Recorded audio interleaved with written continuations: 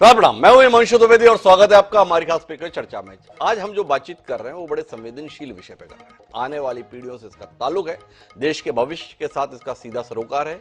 यह विषय सियासी नहीं है, फिर भी इसे सियासी चश्मे से देखा जा सकता है। हम बात करेंगे देश की शैक्षणिक व्यवस्था में बदलाव को लेकर।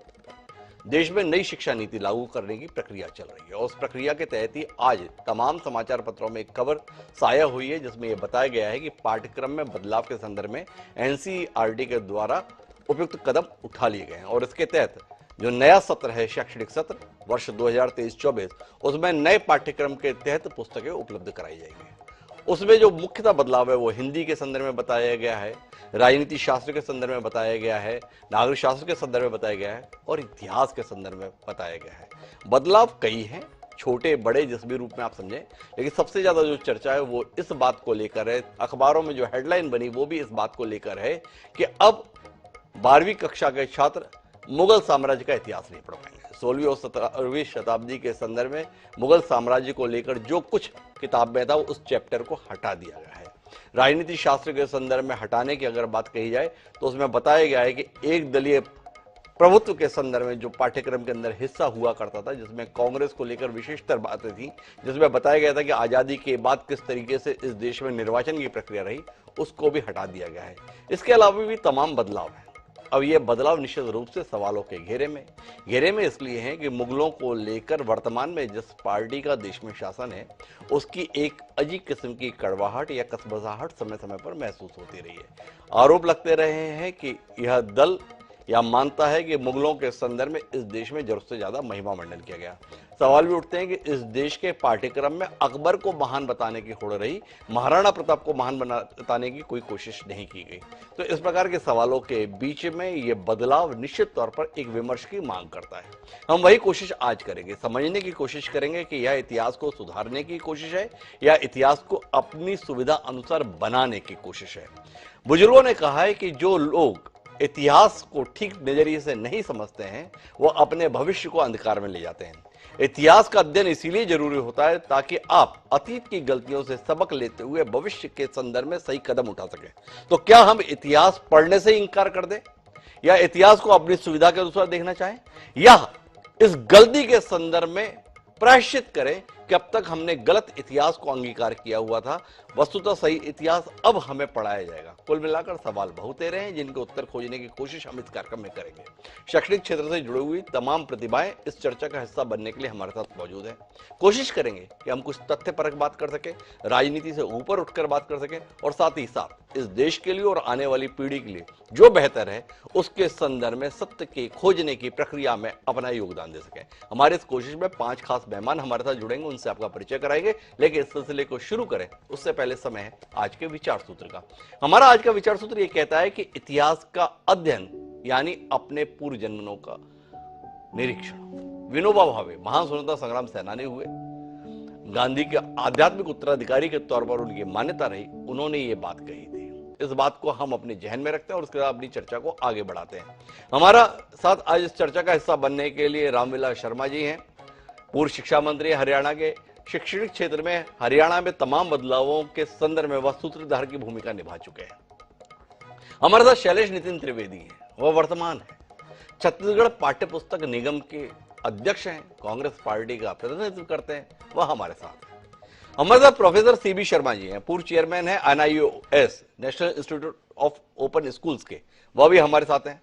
हमारे साथ डॉक्टर अनुभा श्रीवास्तव जी खासतौर पर इस चर्चा के लिए मौजूद हैं, वह इतिहासकार हैं, शासकीय गर्ल्स कॉलेज झांसी से। उनकी मौजूदगी निश्चित तौर पर हमारे कार्यक्रम को दिशा देने में बड़ी मददगार होगी, ऐसी हम उम्मीद रखते हैं। और इन सबके बीच में अतीकुर रहमान साहब भी हमारे साथ हैं, जाने माने मुस्लिम स्कॉलर हैं, इस्लामिक विद्वान हैं, जब भी ऐसे नाजुक विषय होते हैं हमारी मदद के लिए मौजूद होते हैं। आप सभी का स्वागत है। चर्चा की शुरुआत मैं प्रोफेसर सीबी शर्मा जी से करना चाहता हूं। इन बदलावों के संदर्भ में अलग अलग समय पे जो भी कमेटियां बनती हैं उनमें सीबी शर्मा जी की महत्वपूर्ण भूमिका रहती है, उनसे समझने की कोशिश करते हैं। हमारा शीर्षक है नया इतिहास, मुगल खल्लास। अब हमारे जो पूर्वज थे उस समय जब बाबर हमला किया तो मुकाबला कर नहीं पाए, उसके बाद अकबर रहा तो उससे भी जूझ ठीक से नहीं पाए, औरंगजेब के संदर्भ में भी हम लड़ते लड़ाते ही रह गए पर कुछ बड़ी सफलता तो हासिल किए नहीं। अब ठीक समय आया है, उस समय नहीं कर पाए, अब कर दे रहे हैं। तो हमने अपनी किताबों से मुगल काल के खंड को ही हटा दिया। इस उपलब्धि पे कितना मुग्ध होना चाहिए शर्मा साहब, थोड़ा बताएंगे, या इस बदलाव को हम किस दृष्टि से देखें ये बताएं। सबसे पहले तो बिल्कुल हटा दिया ये बात सही नहीं है जी।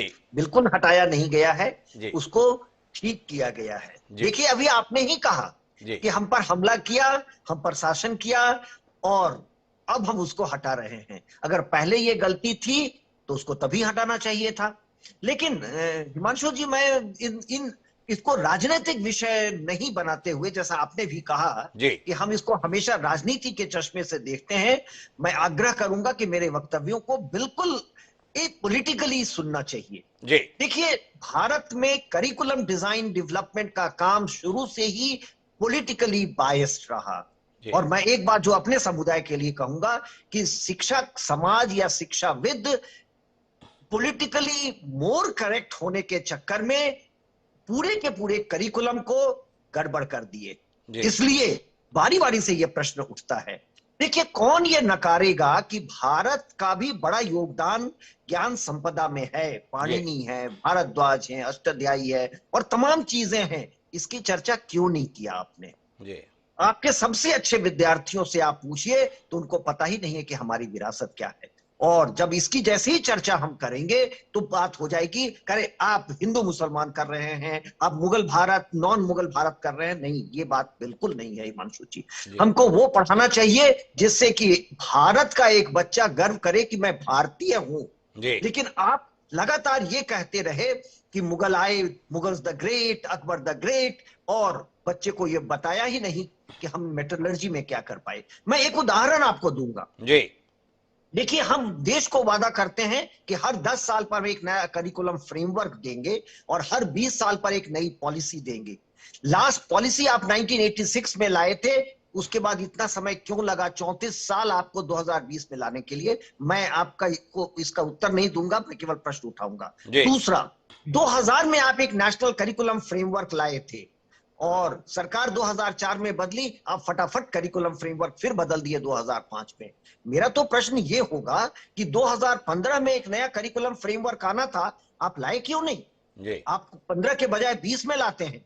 देखिए, करिकुलम बदलना चाहिए और हर 20 साल पर एज एन एकेडमिक हम ये बात कहेंगे, हर 20 साल पर दुनिया बदल जाती है, समाज बदल जाता है, विज्ञान बदल जाता है, रहने का सोचने का तरीका बदल जाता है। हर 20 साल पर एक नया पॉलिसी आनी चाहिए जो भारत नहीं ला पाता है।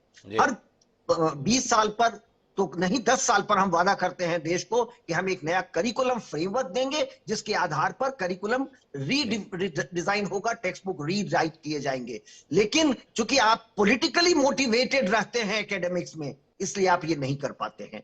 मैं इसका उत्तर ये दूंगा, आपके स्कूली संस्थाएं, हिमांशु जरा एक चीज बताइए कि यूनिवर्सिटी का करिकुलम बदलता है, आप क्यों नहीं चर्चा करते हैं? इस यूनिवर्सिटी ने क्या करिकुलम बदला, इसकी चर्चा क्यों नहीं होती है? इसलिए नहीं होती है कि वो ऑटोनोमस बॉडीज हैं जिसको कि एकेडमिक्स हेड करते हैं। आपने कभी ध्यान दिया है कि पूरा का पूरा स्कूल सेक्टर अंडर पॉलिटिशियंस है? एनसीईआरटी, नवोदय विद्यालय, केंद्रीय विद्यालय, एनआईओएससी, सबके चेयरपर्सन या इनके कमीशन के चेयरपर्सन मंत्री होते हैं। राज्यों के स्कूल बोर्ड के चेयरमैन स्टेट का मंत्री होता है। इसलिए जैसे ही एक मंत्री एक निर्णय लेता है, इसको हम पॉलिटिकली बायस करके और क्वेश्चन करने लगते हैं। मेरा ये कहना होगा, आप अगर इन विषयों को आज देख रहे हैं तो आपको सॉल्यूशन के तौर पर यह कहना होगा कि आपको ऑटोनोमस इंडिपेंडेंट बॉडीज बनाने चाहिए जो स्कूल करिकुलम को भी तय करेगा। आज आपने काफी सारी बातें कह दी, लेकिन थोड़ी से सवालों के साथ में आपके द्वारा उठाए गए प्रश्नों के उत्तर के साथ में रखना चाहता हूं। यूनिवर्सिटी एक बड़े छोटे दायरे में काम करती है, इसलिए वो चर्चा में उस तरीके से नहीं आती जिस तरीके से हम आज चर्चा कर रहे हैं। चर्चा इसलिए कर रहे हैं कि ये पाठ्यक्रम में बदलाव किसी एक राज्य के संदर्भ में नहीं है। एनसीईआरटी के द्वारा पाठ्यक्रम में बदलाव किया गया है और 23 राज्यों के शिक्षा बोर्ड के संदर्भ में यह दावा किया गया है कि वो इस बदलाव को अंगीकार करते हुए पाठ्यपुस्तकें उपलब्ध कराएंगे। और वो 23 राज्य वह हैं जो या तो भाजपा शासित है या वहां पर भाजपा समर्थक के साथ में सरकारों का अस्तित्व है। कैसे मान लें कि यह बदलाव पॉलिटिकल नहीं है? यह सवाल जहन में आता है। एक दूसरा, यह खबर हर तरफ से आया है, तो आप जैसे शिक्षाविद मौजूद हैं, रोशनी दीजिए कहा गया है कि 16वीं और 17वीं शताब्दी का मुगल कालखंड अब पढ़ने को नहीं मिलेगा। 12वीं के पाठ्यक्रम से वो चैप्टर हटा दिया गया है। वो चैप्टर मेरे पास रखा हुआ है, जिसमें बताया गया है कि मुगल काल के अंदर किस प्रकार की जमीन व्यवस्था की गई थी, किस प्रकार से राजस्व का संग्रहण होता था, किस प्रकार से आमदनी के स्रोत निर्मित किए गए थे। इस संदर्भ में आने वाली पीढ़ी को अवगत नहीं कराया जाएगा। बताया तो यही जाता है इस देश में जो भी राजस्व की व्यवस्था है वो अकबर के दौर में टोडरमल के द्वारा जो स्थापित की गई थी वो बंदोबस्त सिस्टम आज तक चल रहा है, और उसे इसलिए नहीं पढ़ना चाहिए कि वो मुगल काल का है। हमारा वर्तमान का वैचारिक आग्रह इसे बर्दाश्त नहीं कर पाता कि हम ये बताएं कि देखो शाहजहां ने इतनी सुंदर बिल्डिंगें बनवाई। अरुचिकर लगता है, जरा मन को भाता नहीं है। तो क्या इस अनुसार हो?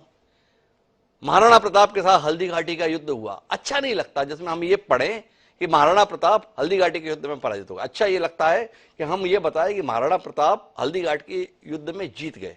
हमारे साथ रामविलास शर्मा जी एक बार हमारे साथ कह चुके हैं, शिक्षा मंत्री रहे। तो आपसे जानना ये चाहता हूं कि इतिहास तथ्य के आधार पर आने वाली पीढ़ी को पढ़ाया जाएगा या अपनी सुविधा के अनुसार पढ़ाया जाएगा? ये मेरा सवाल है शर्मा साहब। देखिए हिमांशु जी, यूनिवर्सिटी ग्रांट्स कमीशन ने तमाम ऐसे ऑफिस ऑर्डर्स निकाले हैं, सर्कुलर्स दिए हैं, डायरेक्शंस दिए हैं यूनिवर्सिटी को, जिसको कि आप ठीक से एग्जामिन करें तो वहां भी आप विरोध करेंगे शायद। लेकिन ये इसलिए नहीं होता है कि जगदीश कुमार जो चेयरमैन यूजीसी हैं वो एक शिक्षाविद हैं और आप ऐसा मान के चलते हैं कि उनको कोई पॉलिटिकल गेन इससे नहीं करना है जी। लेकिन जब स्कूल में चेंजेस की बात आती है तो ये प्रश्न उठाया जाता है, क्योंकि स्टेट स्कूल बोर्ड्स के chairperson minister of the state होते हैं या एनसीईआरटी के चेयरपर्सन काउंसिल के मंत्री होते हैं भारत सरकार के। आप एक शिक्षाविद को काउंसिल का चेयरमैन बनाइए, किसी को कोई विरोध नहीं होगा, राज्यों को भी विरोध नहीं होगा।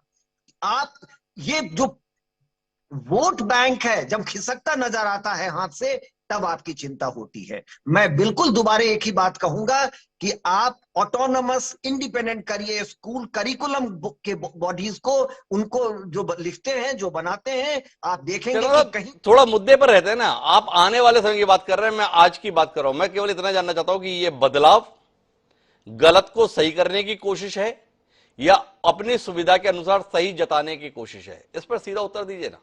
सही करने की बात नहीं है, गलतियां तो हुई हैं और मैं उस चर्चा में फिर नहीं जाना चाहूंगा कि करिकुलम डिजाइन और डेवलपमेंट का तो शर्मा साहब उस पर नहीं जाना चाहते, लेकिन मैं डॉक्टर अनुभा श्रीवास्तव जी के पास जाना चाहता हूं कि उसके बाद मैं अपने राजनीतिक प्रतिनिधियों से बात करूं। उससे पहले अनुभा जी आपसे समझना चाहता हूं, आप तो इतिहास की जानकार हैं, क्या भारत का इतिहास नई पीढ़ी को पढ़ाया जाए, उससे मुगल कालखंड को हटा देने से हम आने वाली पीढ़ी को ज्यादा बेहतर बना पाएंगे? इस नजरिए के संदर्भ में आपकी क्या राय है? क्या मुगल कालखंड पढ़ाया जाना देश के विद्यार्थियों के लिए, नई पीढ़ी के लिए ठीक नहीं है? देखिए, एक शिक्षाविद के नाते, एक टीचर के नाते, एक शिक्षक के नाते मैं कहूंगी कि इतिहास हमेशा संपूर्ण बताया जाना चाहिए जी। आप किसी हिस्से को हटा नहीं सकते। अगर आप कहते हैं हम इस हिस्से को हटा देंगे तो एक वैक्यूम क्रिएट हो जाएगा, वहां का हम कैसे बताएंगे? हम इतिहास पलट भी नहीं सकते। हमें बातें तो बतानी होगी, जो हमें देखना है वो हमें है कि निरपेक्ष रूप से देखना होगा। अभी तक के जो भी इतिहास में देखा गया, बहुत सारी चीजें आप देखेंगे, जैसे अभी आपने ही एग्जाम्पल दिया कि हमने अकबर को पढ़ाया और महाराणा प्रताप को नहीं पढ़ाया। आप कई बार देखेंगे कि महाराणा प्रताप का सामना करने के लिए अकबर नहीं आया। तो महाराणा प्रताप ने भी एक बहुत अच्छा, उसको एक opponent, he was a very strong opponent for Akbar. उसने कभी उनका सामना नहीं किया। लेकिन हमने अभी अपने इतिहास की किताबों में अकबर को सिर्फ महान बता दिया। ये बात नहीं है, हमें दोनों चीजों को देखना है। ये भी मैं नहीं कह रही कि अकबर ने बहुत अच्छा नहीं किया, कुछ अच्छा नहीं किया, अच्छाइयां दोनों तरफ से थी। बस आपने जो वो पॉलिटिकल वाला पॉइंट लिया, उसमें हालांकि एक शिक्षाविद होने के नाते मुझे नहीं जाना चाहिए, लेकिन फिर भी मैं ये जरूर कहना चाहूंगी कि अपने अपने पक्ष को रखने के लिए दिखाया गया। कभी भी इतिहास को किसी पक्ष से नहीं देखना चाहिए, इतिहास को निरपेक्ष होकर देखना चाहिए। बच्चे को हमें बताना चाहिए वास्तव में हुआ क्या। अगर आप प्राचीन काल में जाएंगे तो देखेंगे हमारा इतिहास इतना अच्छा है, लेकिन बीच का कुछ समय ऐसा आया कि हमने अपने प्राचीन इतिहास को बिल्कुल पढ़ाना ही बंद कर दिया। बहुत लिमिटेड एरिया में जहां एंशिएंट हिस्ट्री पढ़ाई जाती है, बस उसी में पढ़ाया गया। हमने हिस्ट्री में उसे संपूर्ण रूप में नहीं लिया, हम केवल मीडिएवल एंड मॉडर्न हिस्ट्री को ही हिस्ट्री मानने लगे। जब तक हम अपनी जड़ों का ध्यान नहीं रखेंगे, हम आगे नहीं बढ़ पाएंगे। तो हमें बहुत बताना जरूरी है कि हमारा एंशिएंट हिस्ट्री कैसा था। मैं आपसे जानना चाहूंगा, जितना मैंने इतिहास को पढ़ा, तो हमारे यहाँ इतिहास की शुरुआत महावीर और बुद्ध से होती है और व्यवस्थित रूप से देश का इतिहास शुरू होता है मौर्य काल से, जब चंद्रगुप्त के दौर की शुरुआत होती है और वहां से लेकर गुप्त काल, सारे काल से गुजरते हुए हर्षवर्धन तक आते हैं। हर्षवर्धन के बाद जब सिलसिला शुरू होता है तो तराइन के युद्ध के संदर्भ में आते हैं। उसके साथ में गुलाम वंश की स्थापना के साथ में तो एक क्रमबद्ध इतिहास देखने को मिलता है। अब आपसे जानना ही चाहता हूं कि इस कालखंड के अंतर्गत मुगल साम्राज्य के संदर्भ में फैसला लिया गया है कि 12वीं के पाठ्यक्रम में यह नहीं रहेगा। बतौर शिक्षाविद आपसे स्पष्ट नजरिया चाहिए, क्या यह बदलाव हमारे आने वाली पीढ़ी को समृद्ध करेगा? हम नया कैरिकुलम लेकर आए, ये बात हमारे से सीबी शर्मा साहब ने कही है। आपसे जानना चाहता हूं एक शिक्षाविद के नाते कि क्या यह बदलाव वाकई देश की पीढ़ी के साथ में न्याय करना है या देश की पीढ़ी को इरादतन सत्य से दूर करना है? देखिए, दोनों ही बातों में एक बिल्कुल नहीं कह सकते कि इरादतन दूर किया जा रहा है या आप कहेंगे कि सत्य नहीं बताया जा रहा है। ऐसा नहीं है। एक्चुअली हम मुगल का पूरा पीरियड, मुगल पीरियड हटा नहीं सकते इतिहास से, और ये भी नहीं है कि एनसीईआरटी ने पूरा पीरियड हटा दिया है। ऐसा भी नहीं है। उस चीज को भी हमें रिप्रेजेंट नहीं करना चाहिए कि हमने पूरा पीरियड हटा दिया है। ऐसा नहीं है। कुछ पोर्शन उन्होंने हटाए हैं और वो पोर्शन अभी डिटेल में आ जाए तो ये देखना पड़ेगा कि उन्होंने क्या क्या पोर्शन हटाए हैं। पूरा इतिहास में मुगल इतिहास नहीं हटा रहे हैं वो, पहली चीज। दूसरी बात यह है कि हमें जो अदर साइड है वो भी हमें दिखानी पड़ेगी, ये भी हुआ इतिहास तो मेरा आपसे एक सवाल अनुभा जी, आप तो इतिहासकार हैं, क्या इस देश को वस्तुतः सही मुगल कालीन इतिहास पढ़ाया गया है या अपनी सुविधा के साथ मुगल कालीन इतिहास को परिभाषित किया गया है? ये जताने की कोशिश की गई देश को कि गंगा जमनी तहजीब, हिंदू मुस्लिम एकता के प्रतीक मुगल साम्राज्य, क्या यह सत्य है या वस्तुतः सत्य यह है आक्रांता के तौर पर आए, देश पे कब्जा करके बैठ गए और नई पीढ़ी के संदर्भ में यह वातावरण बनाने की कोशिश की हमारे हुक्मरानों ने कि अगर हमने ये पढ़ा दिया कि देखो ये हम पे कब्जा करके बैठ गए तो कहीं आने वाली पीढ़ियों में दुश्मनी न रहे, इसलिए इतिहास के भावना को बदल दिया और बताने की चेष्टा की, देखो कैसा भाईचारा था, कैसी मिलनसारिता थी, कैसा एक दूसरे से गले मिलते थे। अकबर महान थे, कोई हिंदू राजा छोड़ा नहीं जिसकी बेटी को उन्होंने ब्याया नहीं, लेकिन हम ढूंढते रह गए भाई इतने ही महान थे, इतने ही उदार थे, वो कौन कौन से राजपूत राजा थे जिनसे मुगल बादशाहों ने अपनी लड़कियों की शादी कर दी थी? हमें पढ़ने को नहीं मिलता। थोड़ा बताइए ना अनुभा जी, इस उदारता के संदर्भ में, इस विराट चरित्र के संदर्भ में। आपकी बात से मैं बहुत हद तक सहमत हूँ। मुझे कुछ कहने की जरूरत नहीं है, आपने सारी बातें खुद ही कह दी। आप खुद ही इस बात को इंगित कर रहे हैं कि एक तरफा हमने चीजों को बढ़ा चढ़ाकर बताया, ये बात बिल्कुल सच है। मैं ये भी नहीं कहूंगी कि बिल्कुल कुछ नहीं हुआ, वो भी गलत है। हमें बिल्कुल सही इतिहास को बताना चाहिए। मैं बार बार यही कह रही हूँ कि जो निरपेक्ष इतिहास है ना, उसको हमें रखना चाहिए, उसको बताना चाहिए। अनुभा जी ने सीधे तौर पर कह दिया। मेरे पास में रामविलास शर्मा जी, लेकिन उससे पहले मुझे लगता है कि थोड़ा शैलेश नितिन त्रिवेदी जी से बात करनी चाहिए। क्या महसूस कर रहे हैं शैलेश नितिन त्रिवेदी जी? आपके पापों का प्रक्षालन हो रहा है। इस देश में लंबे समय तक आपका शासन रहा, आजादी के बाद आपको ही हुकूमत मिली, देश के शिक्षा मंत्री एक से एक आपने ही दिए और उन्होंने जो पाठ्यक्रम दिया उसको लेकर वर्तमान में जिसकी हुकूमत है उन्हें बड़ी शिकायत रही। आपने सब कुछ अपनी सुविधा से किया, सत्य को ढकने का काम किया, सत्य से पीढ़ियों को दूर रखने का काम किया। अब भूल सुधार का दौर चल रहा है। अब भूल सुधार के तहत क्रांतिकारी कदम उठाए जा रहे हैं। क्या कहते हैं आप? घबरा रहे हैं, निराश हो रहे हैं, डर रहे हैं, क्या कर रहे हैं शैलेश जी? जिस क्रांति की बात कर रहे हैं, जब आजादी की लड़ाई चल रही थी जी, तब यह क्रांति करने से इनको किसने रोका था?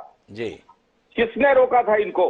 जी, अंग्रेजों के खिलाफ वंदे मातरम के नारे लगा के आजादी की लड़ाई में शरीक होने से। जी, बहादुर शाह जफर अंतिम मुगल बादशाह थे जी, जिनकी अगुवाई में 1857 का प्रथम स्वतंत्रता संग्राम लड़ा गया। जी, बेहतर होता अगर वो नहीं लड़ते तो शायद वो अंतिम मुगल बादशाह नहीं होते। जी, बाद में प्रीवी पर्स भी प्राप्त करते, जी, दिल्ली में उनकी जमीनें भी बची रहती, जी, लेकिन उन्होंने वतन के लिए सब कुछ कुर्बान कर दिया। मौलाना आजाद देश की आजादी की लड़ाई में भाग लिए जी, और वे देश के पहले शिक्षा मंत्री थे। जी, जिन लोगों ने देश की आजादी की लड़ाई नहीं लड़ी वे लोग आज फैसला करने वाले बन रहे हैं। जी, मैं सुन रहा था शर्मा जी की बातों को, जी, जिन्होंने कहा कि वोट बैंक खिसकता नजर आ रहा है। जी, एक शिक्षाविद के मुंह से ऐसी बातें शोभा देती हैं? वे तो क्या वोट शिक्षाविद होना इस देश का नागरिक होना नहीं है? एक शिक्षाविद को इस देश की चिंता करने का अधिकार नहीं है? एक शिक्षाविद को आने वाली पीढ़ियों के संदर्भ में अपनी राय देने का अधिकार नहीं है? लोकतंत्र की हिमायत करने वाले कांग्रेस के प्रतिनिधि के तौर पर आप हैं और नाराज हो रहे हैं कि शर्मा जी कैसे बोल दिए ऐसा? वाकई मैं नाराज नहीं हो रहा हूं, उन्हें पूरा अधिकार है, लेकिन बाल मन बेहद नाजुक होता है जी। उस बाल मन से खिलवाड़ कर रहे हैं अपनी सांप्रदायिकता की राजनीति और वोट बैंक की राजनीति के चलते। जी। शर्मा जी को वोट बैंक नजर आ रहा है। जी। बेहद दुखद और आपत्तिजनक बात है। जी। एक शिक्षाविद के मुंह से इस तरह की बातें सुन के मैं दुख से हतप्रभ रह गया, जी। चिंतित हो गया। इस देश के भविष्य से खिलवाड़ करते हुए इन्हें मजा आ रहा है। अपने आप को शिक्षाविद कहते हैं, इससे ज्यादा दुर्भाग्यजनक बात और कुछ नहीं होता। तो आपका मानना है कि मुगल काल के अंतर्गत जिस तरीके का महिमा मंडन किया गया वो इस देश के साथ अन्याय किया गया, पीढ़ियों को ठीक तरीके से प्रशिक्षित किया गया, और अब अगर उस कालखंड के संदर्भ में कदम उठाए जा रहे हैं तो गलत किया जा रहा है? क्या कहते हैं शैलेश जी? अकबर वाकई महान थे, कहाँ में हम महाराणा प्रताप के संदर्भ में तारीफ करना चाहते हैं, छत्रपति शिवाजी के लिए प्रशंसा के गीत गाना चाहते हैं, गलती करते हैं हम। अकबर ही महान, जहांगीर ही महान, शाहजहां ही महान। क्या कहते हैं शैलेश जी? हमने पढ़ा है प्रताप का इतिहास जी। हमने पढ़ी है भामाशाह की कहानियां जी। हमने पढ़ा है चंदवरदाई को हमने पढ़ा है। यहाँ शिवाजी डोला था जिसने मुगलों की ताकत को तलवारों पे तोला था। सह्याद्री की पहाड़ियों के बारे में, झांसी की रानी के बारे में हम लोगों ने पढ़ा है और इसे देश में पढ़ाया जाता रहा है। जो लोग बात करते हैं कि 2015 में ये नहीं आया, किसकी सरकार थी 2015 में? मोदी जी की ही तो सरकार थी। अगर चूक हुई है तो मोदी जी से हुई है। उन्हीं के शिक्षाविद बनते हैं, उन्हीं की ओर से शिक्षा नीति ठीक कर रहे हैं और मोदी जी के की कालखंड को लेकर सवाल उठा रहे हैं। इस सवाल का जवाब तो उन्हीं की तरफ से आना था कि मोदी जी की सरकार में ये क्यों नहीं किया गया। अपने राजनीतिक 2015 पर जाना ज्यादा मुफीद माना शैलेश नितिन त्रिवेदी जी ने, बजाय इसके कि अकबर को महान बताने की ऐसी बेताबी हमारे इतिहासकारों की क्यों रही? मैं आऊंगा शर्मा साहब, थोड़ा मेरे पास जवाब देने के लिए रामविलास शर्मा जी भी है। रामविलास शर्मा जी से भी तो थोड़े विचारों के माध्यम से हम रूबरू हों, जाने इस बदलाव को लेकर अपने एजेंडे पे कैसे चल रहे हैं। मुगल काल को लेकर आपकी शिकायत तो समझ में आती है रामविलास शर्मा जी, पर आजादी के बाद के इतिहास को पाठ्यक्रम से हटाने के लिए इतनी बेकरारी क्यों रही? भाई ये तो सच्चाई है। पहला आम चुनाव हुआ, कांग्रेस ने 3/4 बहुमत प्राप्त किया। दूसरा आम चुनाव हुआ, कांग्रेस ने फिर प्राप्त किया। तीसरा हुआ, फिर कांग्रेस ने प्राप्त किया।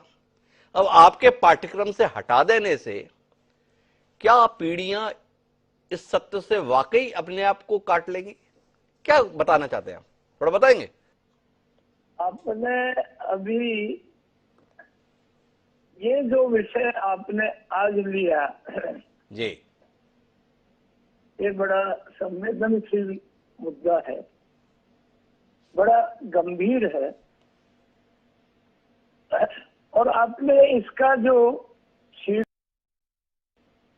इस देश में हिमांशु जी, मैं थोड़ा सा मैं शिक्षक भी रहा, मैं 5 बार मैं विधायक भी रहा, 3 बार मैं मंत्रिमंडल का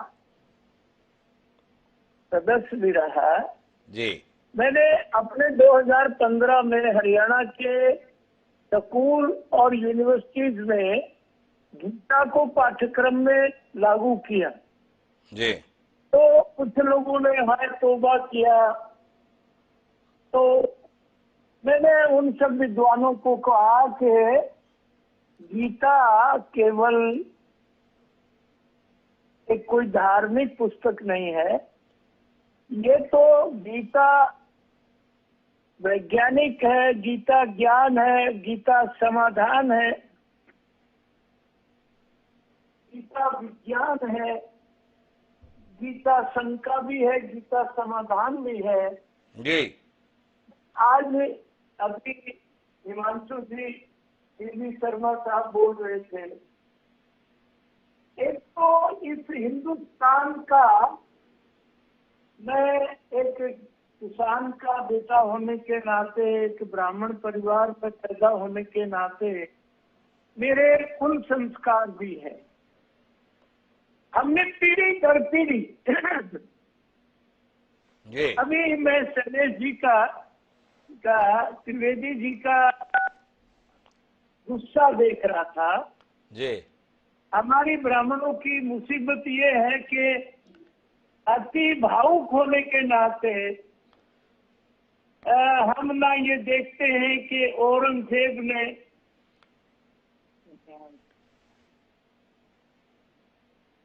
इतने मण जनेऊ जला करके भोजन करते थे जी। यूपी गंगा जमुना के किनारे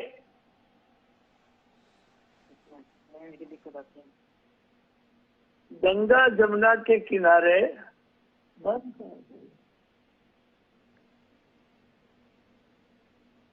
एक वेद पढ़ना, 2 वेद पढ़ने हो गए, 3 पेड़ पढ़ने वाले त्रिवेदी हो गए और 4 वेद पढ़ने वाले चतुर्वेदी हो गए। तो हिमांशु जी, मैं इस इतिहास को अपन कैसे तोड़ मोड़ के लिखे? मैंने हल्दी घाटी देखी है जी।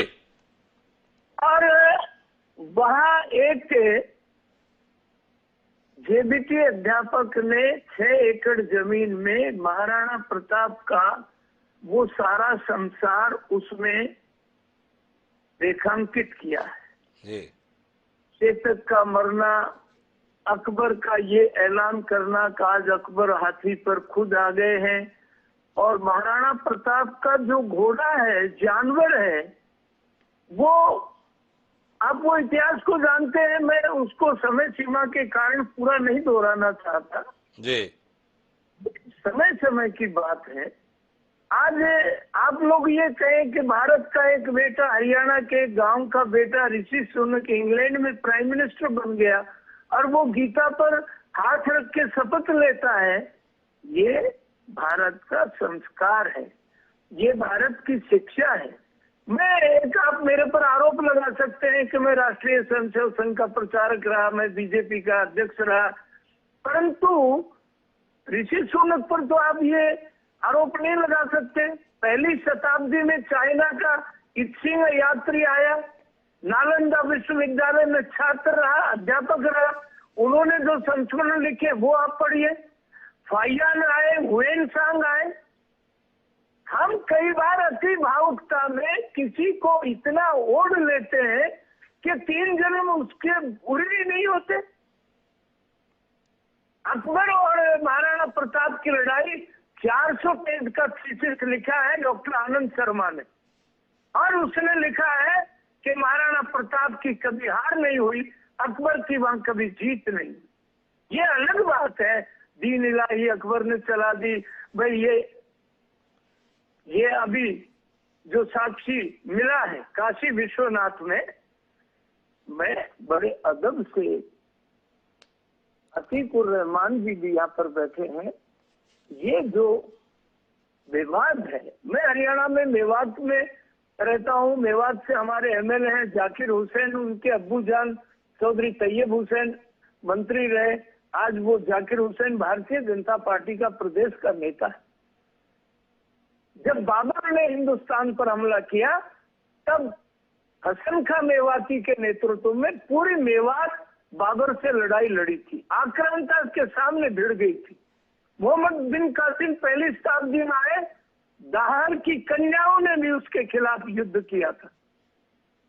ये बात आपने पता नहीं एक थोड़े लहजे में कही है कि भाई हम औरंगजेब से नहीं जीत सके, परंतु हमारी लड़ाई, आजादी की लड़ाई, संस्कारों की सिद्धता की लड़ाई पूरे हिंदुस्तान में कभी खत्म नहीं हुई। कभी इस कोने में शिवाजी लड़ते रहे, कभी मंगल पांडे। यही तो संघर्ष है, यही तो रोना है, सब अलग अलग ही लड़ते रहे और लोग आके हम पर राज करते रहे।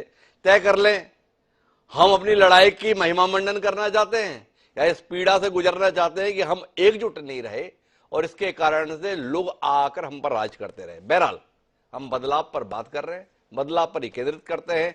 अतिकुर रहमान साहब हमारे साथ में हैं। अतिकुर रहमान साहब का नजरिया क्या है, जानने में हमारी दिलचस्पी है। क्या आप मानते अतिकुर रहमान साहब, सत्य को सत्य के तौर पर देखा जाना चाहिए, अपनी सुविधा के अनुसार जो प्रस्तुत किया जाता है वो सत्य नहीं होता।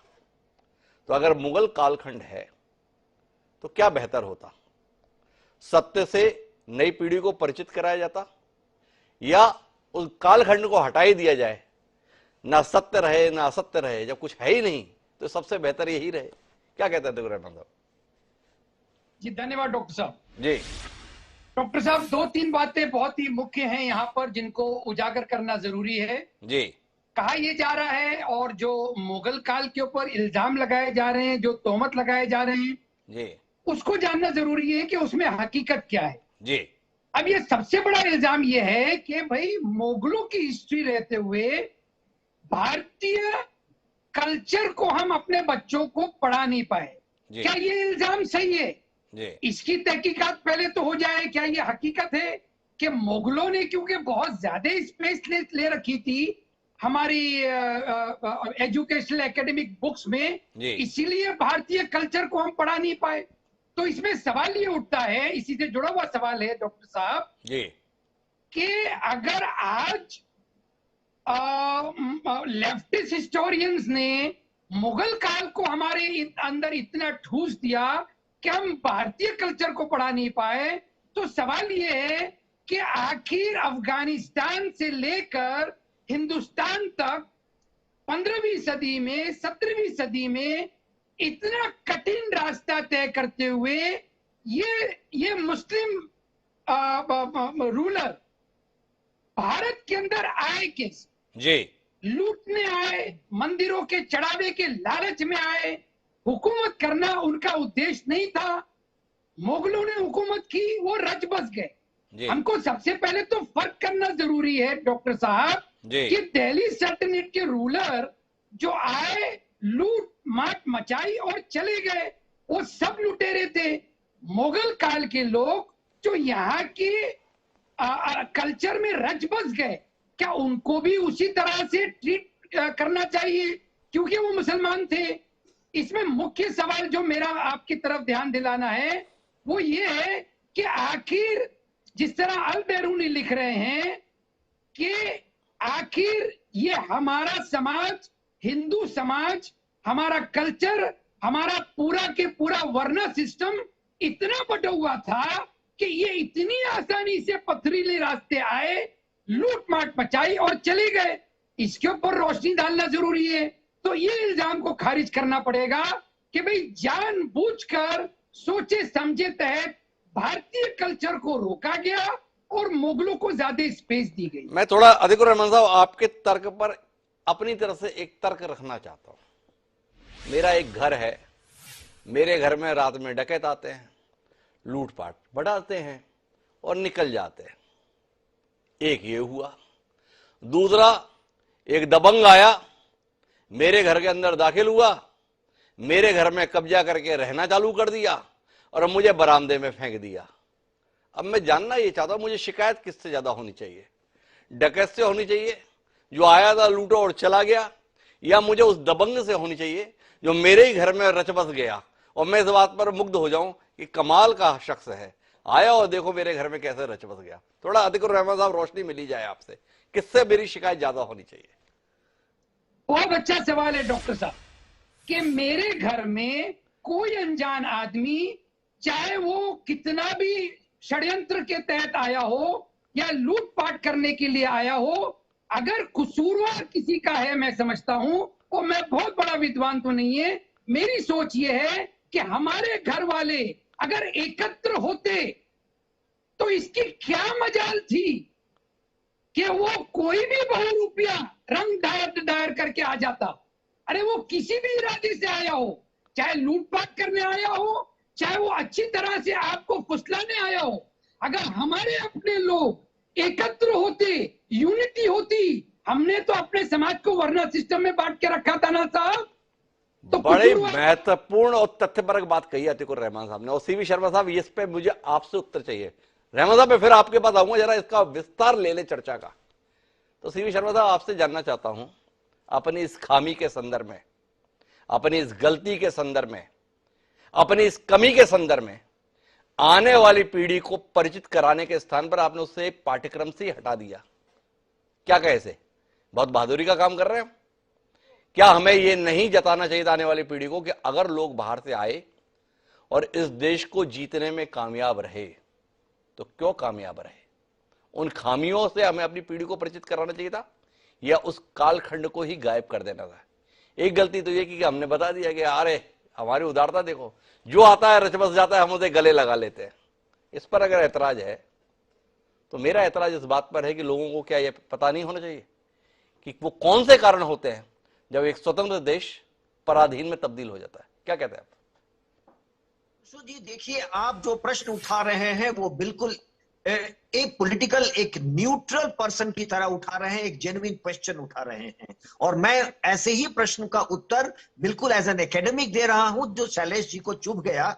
मैं बिल्कुल साफ साफ कहना चाहता हूं, मेरा कोई पॉलिटिकल एजेंडा नहीं है। ना मुझे कांग्रेस को खुश करना है, ना बीजेपी को खुश करना है। मैं एनालिसिस कर रहा हूं और आपका प्रश्न भी वही एनालिसिस है। मैं अतीकुर रहमान जी को सलाम करता हूं कि उन्होंने बहुत बढ़िया प्रश्न उठाया।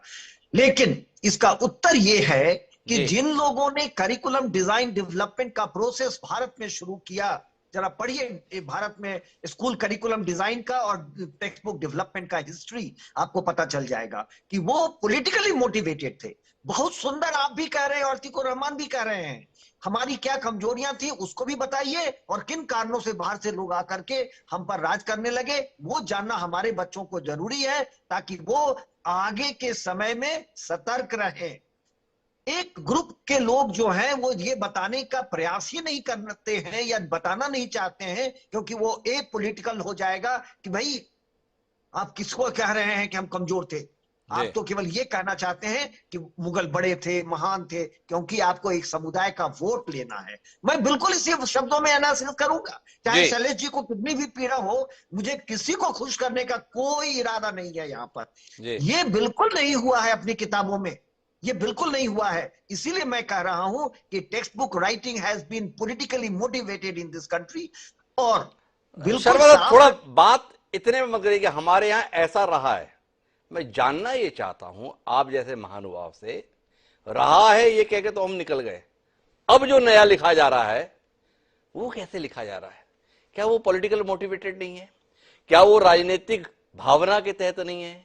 क्या वह राजनीतिक इच्छा पूर्ति का साधन नहीं है? अब एक पाठ्यक्रम से चैप्टर हटाया गया, एक दल के प्रभुत्व का दौर।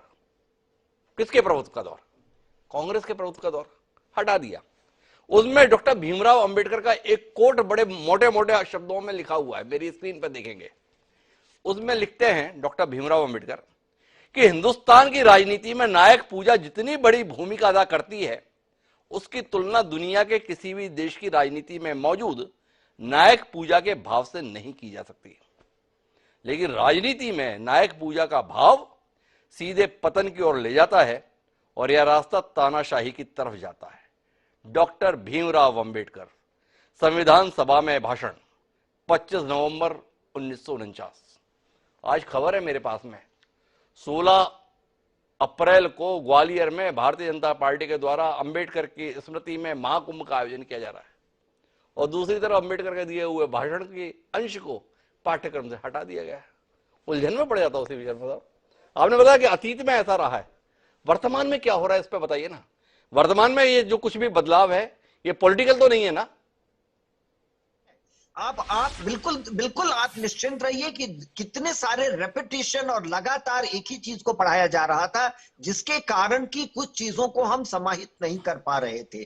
तो जो स्पेस चाहिए दूसरे राजाओं को या दूसरे घटनाओं को, वो नहीं मिल पा रहा था। ये बिल्कुल गलत प्रचार है कि बिल्कुल मुगल काल के इतिहास को बाहर किया जा रहा है, बिल्कुल नहीं। आप किताबों का साइज देखिए ना, बहुत बढ़िया अभी अनुभव जी ने बताया। मेडिवल हिस्ट्री की किताब 400 पेज, एंशिएंट हिस्ट्री की किताब 150 पेज, आपने उसको जगह ही नहीं दिया। तो वो ठीक किया जा रहा है। मुगल हिस्ट्री को हम बराबर लगातार 8वीं क्लास से 12वीं क्लास तक एक ही चीज को रिपीट कर रहे थे, और जो समिति बनी थी जिसने ये कहा कि load on children is too much, इसको रिड्यूस करिए, तो उसको भी रिड्यूस किया गया और नई चीजें लाई जाएंगी। बिल्कुल निश्चिंत रहिए, मुगल कालीन इतिहास हमारे देश के इतिहास का पार्ट रहा है, वो बिल्कुल रहेगा, लेकिन एक ही राजा को, एक ही कालखंड को महिमा मंडित करने का काम बिल्कुल नहीं होगा। और वो न्यूट्रल हिस्ट्री राइटिंग या न्यूट्रल टेक्स्ट बुक, केवल इतिहास की बात नहीं है, पॉलिटिकल साइंस में भी ये काम कर रहे हैं, हिंदी में भी काम कर रहे हैं, सारे विषयों को ठीक से देखा जा रहा है। और आप इसके साथ जोड़ करके देखिए कि जो नया करिकुलम फ्रेमवर्क फाउंडेशन का आया और मिडिल स्टेज का आ रहा है, इनमें सारे, मैं शर्मा थोड़ा आपकी बात से इत्तेफाक नहीं रख पा रहा। आप जिस राजनीति शास्त्र की बात कर रहे हैं उसी पे तो मेरा सवाल है। आजादी के बाद का इतिहास 75 साल का, 75 साल में तकरीबन 50 साल का कालखंड कांग्रेस के प्रभुत्व के साथ देश में सरकार का, अब उस चैप्टर को हटा दिया गया है। क्या इससे आने वाली पीढ़ियों के साथ आपको लगता है उपलब्धि मिल जाएगी आपको कि हम देखो कांग्रेस का जो कालखंड है ना उसे पाठ्यक्रम में नहीं रहने दिए? ये कोई उपलब्धि है? ऐसा नहीं है। देखिए, बहुत सही प्रश्न उठाया जा रहा है कि केवल कांग्रेस पार्टी ही देश चलाई या कांग्रेस पार्टी का ही योगदान है। नहीं, शर्मा जी बैठे हैं यहां पर, मैं चलिए एक बड़ा डिफिकल्ट क्वेश्चन खड़ा करता हूं। राष्ट्रीय स्वयंसेवक संघ का कोई योगदान नहीं है या उसका कोई रोल नहीं रहता है भारत में? आप क्यों डरते हैं उससे? फिर तो उसका नाम क्यों नहीं आता है? वो भी आपके करिकुलम का पार्ट होना चाहिए कि ऑर्गेनाइजेशन क्या हो सकता है, उसका क्या रोल हो सकता है। आप हर कोई परेशान है कि बीजेपी जीत रही है आरएसएस के कारण, लेकिन आरएसएस को करिकुलम लाने में इतना डर है आपको? मेरा ये कहना है कि बिना पॉलिटिकली मोटिवेटेड हुए जितनी बातें सही हैं और जो जानना चाहिए हमारे बच्चों को, वो पढ़ाना चाहिए और लाना चाहिए।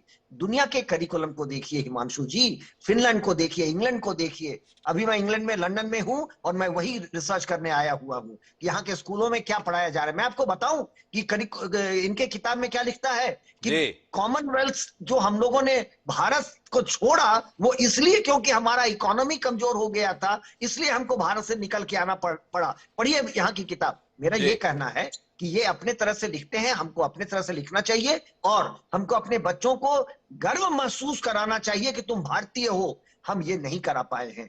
कुछ तो चीजें गलतियां हुई हैं हिमांशु जी, उसको ठीक करना ही पड़ेगा। आपको लगता है कि हमें अपने भारतीय होने पे गर्व नहीं रहा? ऐसा वाकई है शर्मा साहब? आपको भारतीय होने पर अपमानित महसूस करते थे, अब आपको लग रहा है कि आप गर्वित हैं? नहीं, मैं आपको उदाहरण क्या दूं। मेरे देश के तमाम जो बच्चे पढ़ करके निकलते हैं वो ये कहते हैं कि अगर अंग्रेज ना आए होते तो हम एक देश ही नहीं थे। पढ़िए किताब में क्या लिखा गया है कि अंग्रेजों ने जोड़ के हमको एक देश बना दिया। तो अशोक कौन था? कंदहार से लेके बर्मा तक भारत का राज्य कैसे था? ये आपने पढ़ाया नहीं अपने बच्चों को? देखिए अनुभव जी सर हिला रही हैं। पढ़ाएं सीवी शर्मा साहब, पृथ्वीराज चौहान को पढ़ाएं कि जयचंद को पढ़ाएं? संकट तो इसी बात का है। दिल्ली के तख्त की लड़ाई चल रही थी बाबर के साथ में, खानवा में बैठे हुए कौन किसका इंतजार कर रहे थे, किस किस को पढ़ाए। संकट बहुत है। बहरहाल मैं इस चर्चा को विस्तार देता हूं और शैलेश नितिन त्रिवेदी काफी देर से हस्तक्षेप करना चाह रहे हैं। पहले उनका हस्तक्षेप सुनता हूं, फिर अनुबाजी के पास चलता हूं। जी शैलेश जी, क्या हो गया? शर्मा जी के मुंह से ये सुन के जी कि अंग्रेज इसलिए चले गए क्योंकि कॉमनवेल्थ उन्हें इसलिए छोड़ा क्योंकि इकोनॉमिकल नहीं रह गया था।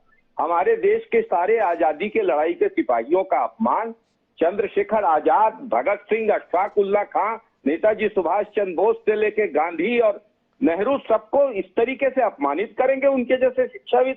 मुझे तो अब ये भी लिखवा दीजिए कि मैं तो सीवी शर्मा जी का बड़ा आभारी हो रहा हूं शैलेश जी, कि सीवी शर्मा जी के वक्तव्य ने आपको भगत सिंह भी याद दिला दिया, चंद्रशेखर आजाद भी याद दिला दिया, अशफाक उल्ला खां भी याद दिला दिए, सुभाष चंद्र बोस भी याद दिला दिए। नहीं तो आपकी तरफ से तो बात हम आदि इस प्रकार से हो गए, महात्मा गांधी, पंडित नेहरू। तो कुल मिला के सीवी शर्मा जी का इस मामले में तो धन्यवाद दे ही दे कि आपने जो है बाकी के भी नाम शैलेश नितिन त्रिवेदी की जुबान पर ला दिए। बहुत बहुत धन्यवाद शर्मा जी।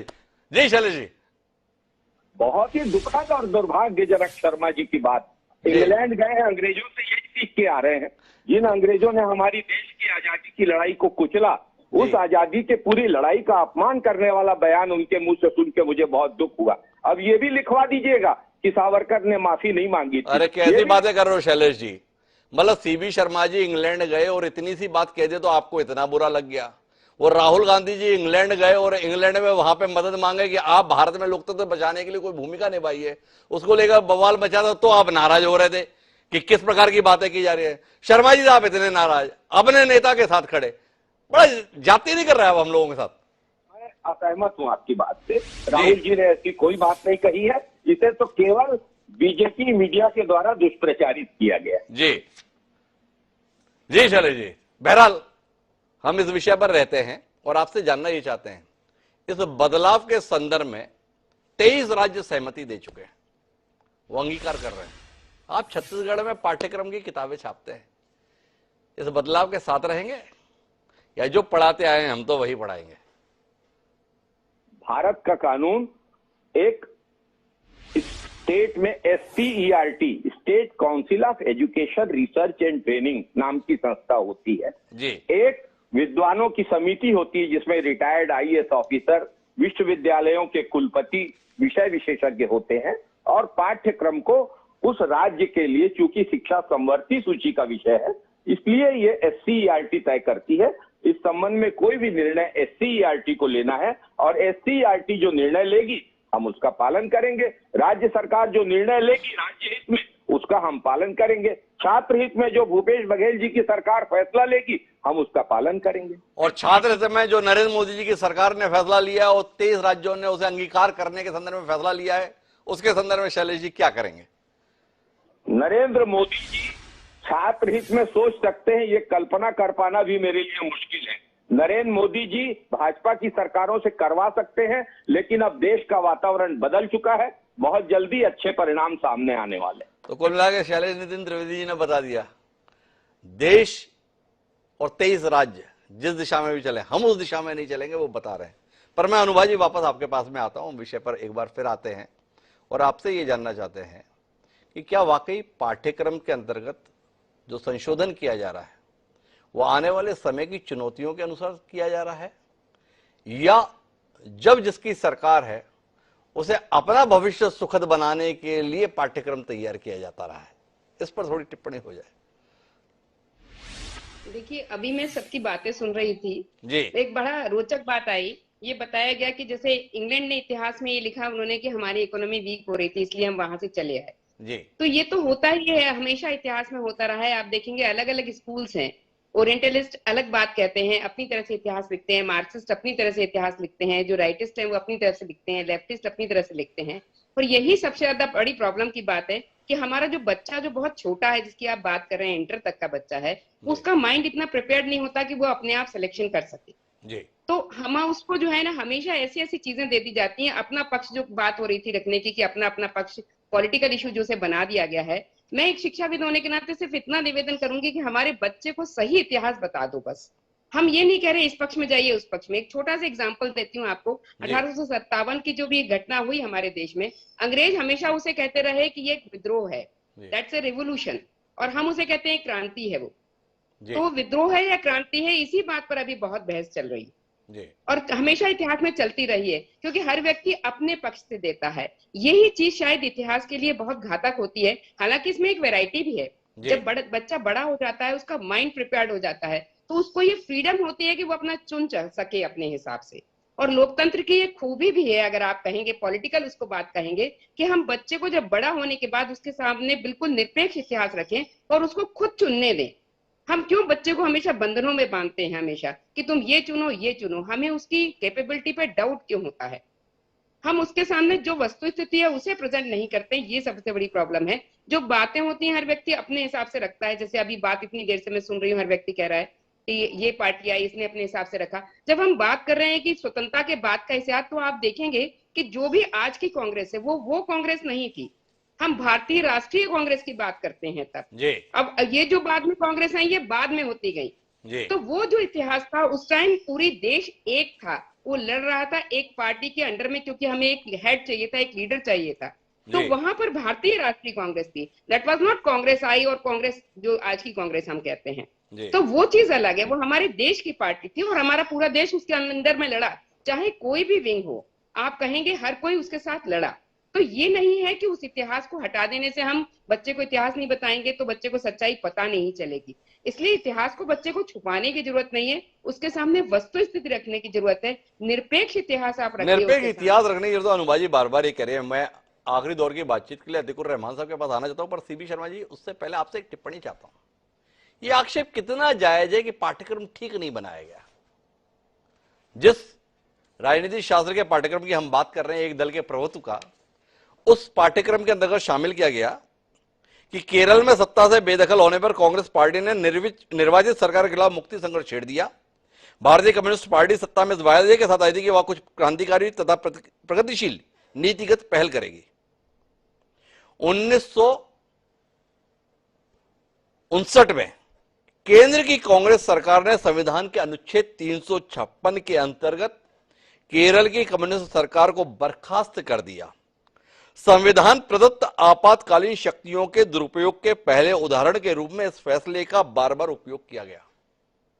कांग्रेस की सरकारें रही, फिर भी पाठ्यक्रम में इस रूप में इस घटनाक्रम को उल्लेखित किया गया। अब इससे ज्यादा और ईमानदार पाठ्यक्रम क्या हो सकता था? लेकिन इसके बावजूद भी यह पाठ्यक्रम अब नहीं पढ़ाया जाएगा। क्या कहते हैं आप?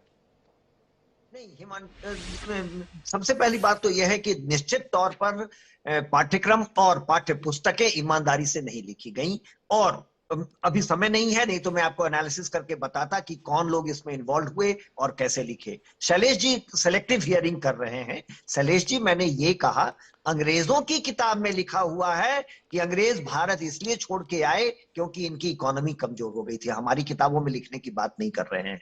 इसी तरह की किताबें हमने भी कर दिया कि हमने एक पार्टी को, एक समुदाय को उसमें प्रभुत्व दिया ताकि वो गवर्नमेंट ऑफ द डे को मदद करे। शैलेश जी, भूल गए आप, छत्तीसगढ़ वो अकेला स्टेट है जो कोरोना के पीरियड में क्वेश्चन पेपर और आंसर शीट बच्चों को दे दिया घर ले जाने के लिए। SCRT आपकी बहुत अच्छा काम करती है, ये मुझे पता है, मैं उसके साथ संबद्ध रहा हूं, लेकिन अभी क्या कर रही है मैं नहीं जानता हूं। तो मेरा ये कहना है कि हमने निश्चित तौर पर भारत में करिकुलम को पॉलिटिकल एजेंडा बनाया है। मेरा एक सवाल है सीवी शर्मा साहब, मैं थोड़ा उलझन में हूं इस पे, और आपकी टिप्पणी मिले फिर अधिकुर रहमान साहब के पास जाऊंगा क्योंकि मेरे पास समय सीमित है। इतना खराब पाठ्यक्रम हमने बनाया, इतना बायस बनाया, इतने खराब तरीके से बनाया, फिर भी हम बताते हैं कि देखो हमारे बच्चों ने क्या कमाल किया हुआ है। आज अमेरिका की जितनी भी सॉफ्टवेयर कंपनी है वो भारतीय ब्रेन की बदौलत चल रही हैं। हमारे यहाँ के बच्चे गूगल को हेड कर रहे हैं, माइक्रोसॉफ्ट को हेड कर रहे हैं, फेसबुक में भी हमारे लोग भरे हुए हैं। इतने खराब तरीके से पढ़ाते हैं, इतना दुराग्रह के साथ पाठ्यक्रम रखते हैं, किसी भी सत्य के साथ अपनी पीढ़ी को परिचित नहीं कराए हैं। कमाल है, फिर भी हमारे बच्चे हर जगह छाए हुए हैं। ये कैसे होता है सीवी शर्मा साहब, थोड़ा बताइए ना। इतना खराब हम हैं तो भी। आप हिमांशु जी, दुनिया की 18% आबादी आप हैं। आप अगर स्कूल्स बंद भी कर दें, कॉलेजेस बंद भी कर दें, तो 18% दुनिया का सबसे बढ़िया दिमाग भारत से निकल के आएगा।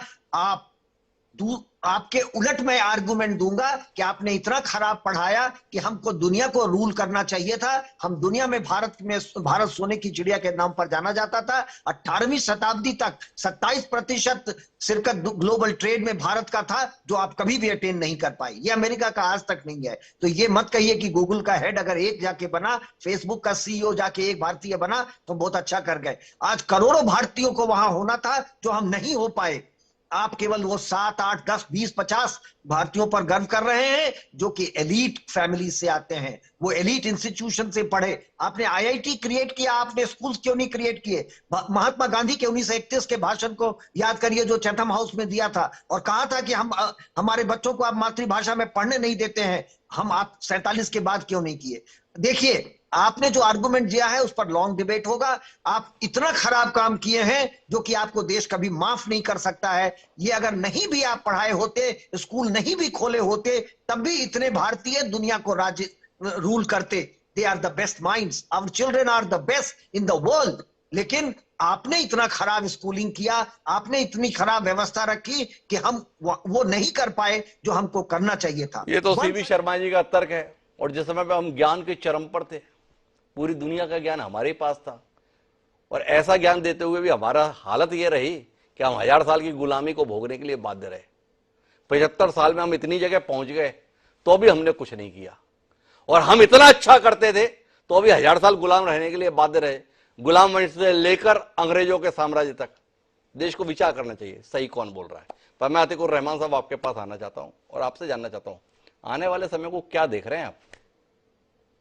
सीधा सवाल, पाठ्यक्रम में बदलाव है, आपके लिए राह कितनी मुश्किल हो रही है? बात को बताने की कोशिश कर रहे हैं कि भाई मुगल हिस्ट्री को मिटाया नहीं जाएगा, जैसी मुगल हिस्ट्री है वैसे ही पढ़ते रहेंगे लोग। मैं इनकी बात से सहमत नहीं हूं। प्रोफेसर शर्मा, मेरा प्रॉब्लम और हमारे जो मुस्लिम इंटेलिजेंसिया है इसका प्रॉब्लम आरएसएस बीजेपी से ये रहा है कि ये जो इल्जामात लगाते हैं मुगल रूल को और मुगल शासन को जो आज के मुसलमान और इस्लाम से जोड़ना चाहते हैं, उसको पिन पॉइंट अगर आप करें कि भाई तलवार की जोर पे मुगलों ने इस्लाम फैलाया या इस तरह से मंदिर तोड़े या हिंदू कल्चर को मिटाने की कोशिश की, इसके संदर्भ में डॉक्टर साहब, क्योंकि वक्त बहुत कम है, डॉक्टर रफीक जकरिया ने जो किताब लिखी है the widening divide and insight into Hindu Muslim relations, इसका chapter the attitude of Muslim rulers, इसमें तमाम स्कॉलर्स को कोट करके ये बताया है कि आरएसएस बीजेपी का चार्ज मुगल हिस्ट्री को मिटाने में, मुगल रूल के संदर्भ में कितना गलत है। ना ही मुगल इंटरेस्टेड थे इस्लाम में, किसी मुगल ने इस्लाम के नाम पर अपना रूल नहीं चलाया, कभी भी किसी हिंदू को इस्लामिक रूल के तहत सजा नहीं दी गई, कभी तलवार की जोर पर इस्लाम को फैलाने की कोशिश नहीं की। इसका छोटा सा उदाहरण यह है डॉक्टर साहब कि केरला से इस्लाम, दीन इस्लाम फैला हिंदुस्तान के अंदर, मुगल रूल और मुस्लिम रूल कॉन्सेंट्रेटेड था नॉर्दर्न बेल्ट के अंदर। अगर तलवार की जोर का इस्तेमाल किया होता मुगलों ने, मुस्लिम रूलर्स ने, तो पूरा नॉर्थ इंडिया मुसलमान होता। लेकिन सबसे कम मुसलमान अगर कहीं हैं तो नॉर्थ इंडिया में है, सबसे ज्यादा मुसलमान कहीं हैं तो साउथ इंडिया में है। ये साबित करता है कि जो इल्जाम लगाया जाता है तलवार की जोर पर इस्लाम को मुगलों ने फैलाया, ये गलत है। ये गलत है, ये आतिकुर रहमान साहब का कहना है। अब मेरे पास में आखिरी टिप्पणी के लिए शैलेश नितिन त्रिवेदी जी के पास जाने की बाध्यता इसलिए है कि कटघरे में शैलेश नितिन त्रिवेदी जी की पार्टी, जिसे हम कांग्रेस कहते हैं, वर्तमान में सत्तारूढ़ दल का मानना यह है कि इन्होंने देश का बेड़ा गर्क करने में अपनी तरफ से कोई कोर कसर बाकी नहीं रखी। देश के सत्य को आने वाली पीढ़ी तक पहुंचाने के संदर्भ में अपनी सुविधा के अनुसार अवरोध अगर किसी ने डाला तो कांग्रेस ने डाला। ऐसी कांग्रेस पार्टी का प्रतिनिधित्व शैलेश नितिन त्रिवेदी जी कर रहे हैं। भूल सुधार की प्रक्रिया अंजाम पे पहुंच रही है। शैलेश जी, क्या कहना है आपका? आखिरी टिप्पणी तो आपकी बनती है, अधिकार है आपका। मैं निवेदन पूर्वक सबसे पहले शर्मा जी के द्वारा छत्तीसगढ़ के शिक्षकों और छत्तीसगढ़ के छात्रों को लेकर जो अपमानजनक टिप्पणी की गई उसका विरोध दर्ज कराना चाहूंगा।